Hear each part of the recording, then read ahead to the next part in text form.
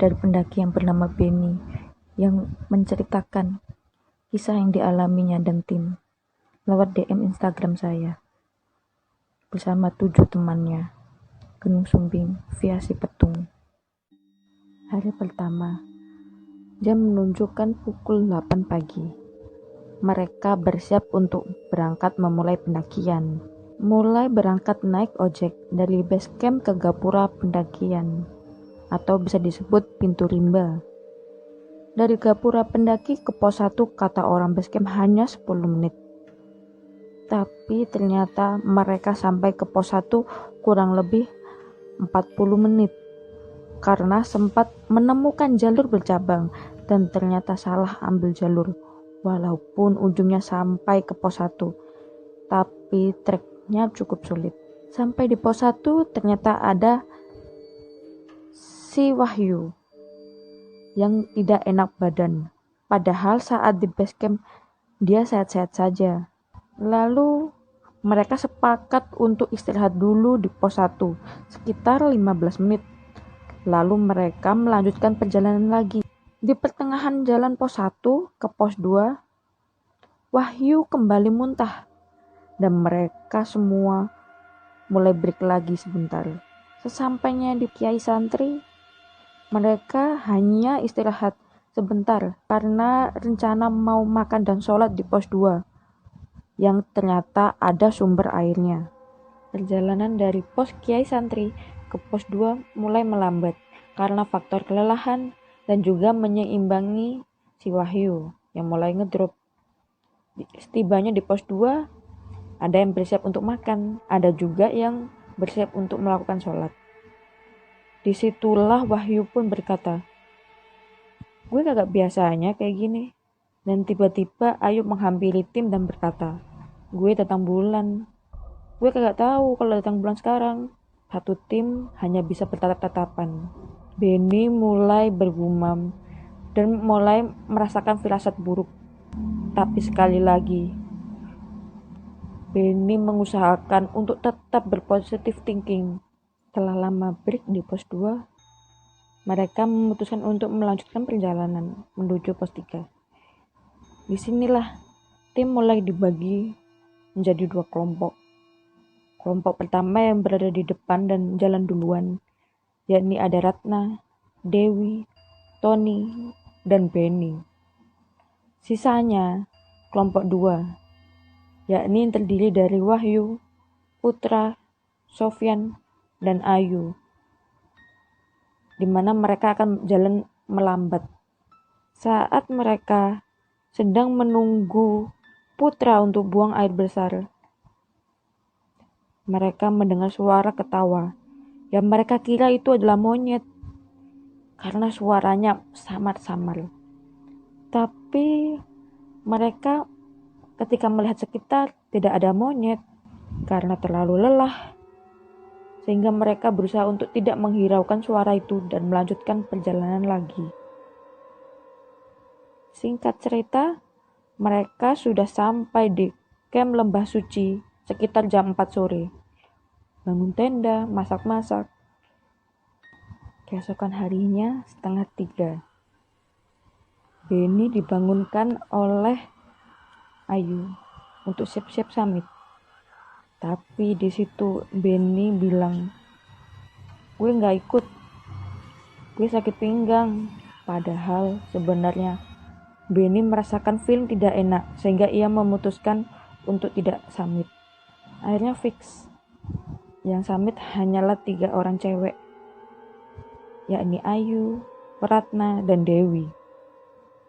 Karena Benny merasa khawatir karena tidak bisa menemaninya mereka ke puncak, akhirnya Benny meminta tolong kepada tenda sebelah yang bersiap untuk berangkat summit. Di sana ada Bang Obi yang kebetulan sama-sama berangkat dari Bekasi. Bang, gue boleh kagak nitip teman-teman gue 3 ini bang?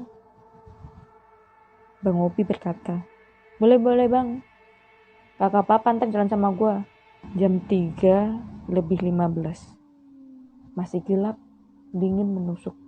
Mereka pun berangkat. Di sini awal makhluk astral itu menampakkan dirinya. Ayu, Ratna, dan Dewi yang masih baru berjalan kurang lebih 10 meter. Tiba-tiba teriak memanggil nama Benny. Bang Benny, Bang Benny, si Ayu mau turun. Teriak Ratna. Dengan panik, Benny langsung keluar tenda dan menyusul mereka bertiga.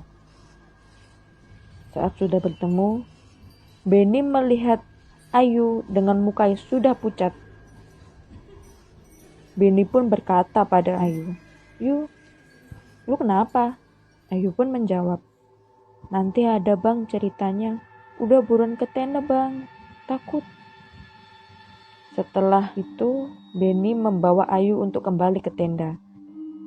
Sedangkan Ratna dan Dewi ikut ke puncak bersama Bang Obi.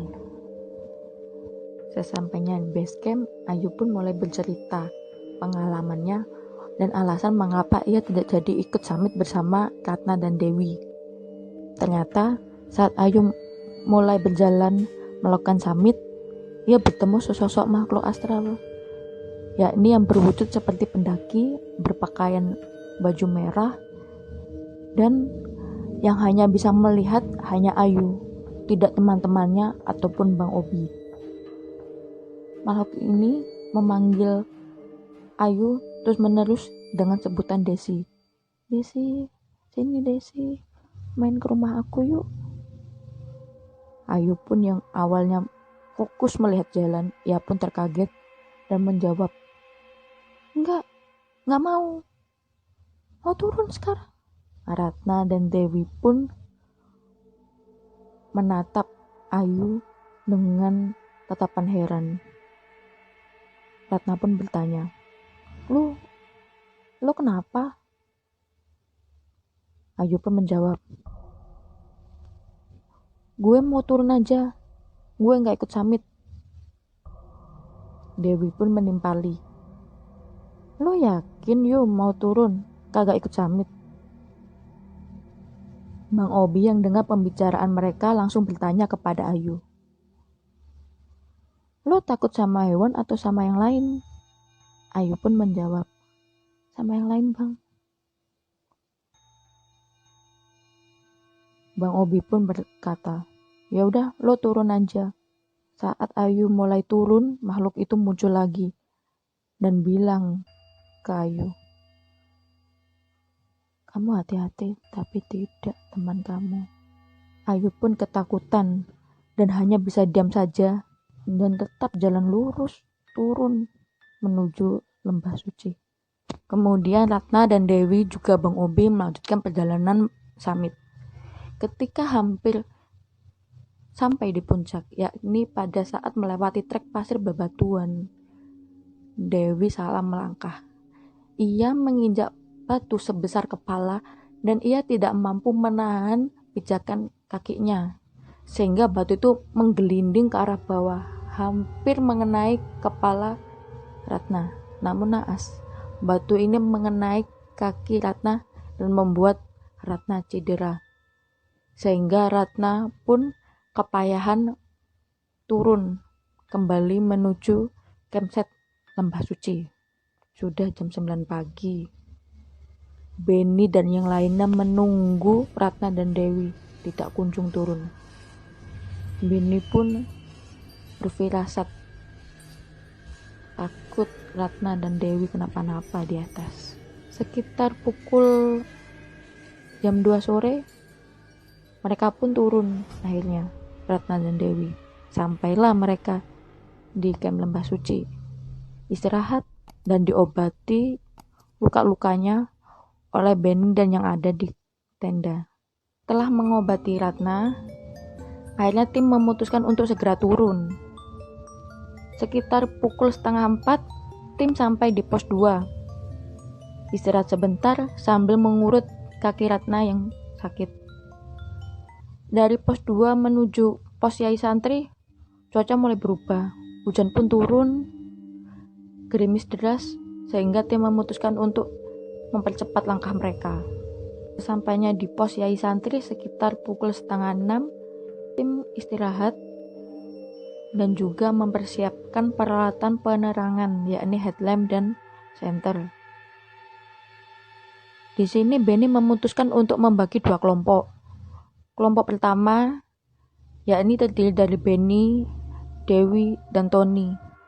Sedangkan kelompok kedua terdiri dari Ayu, Ratna, Sofyan, Putra, dan Wahyu.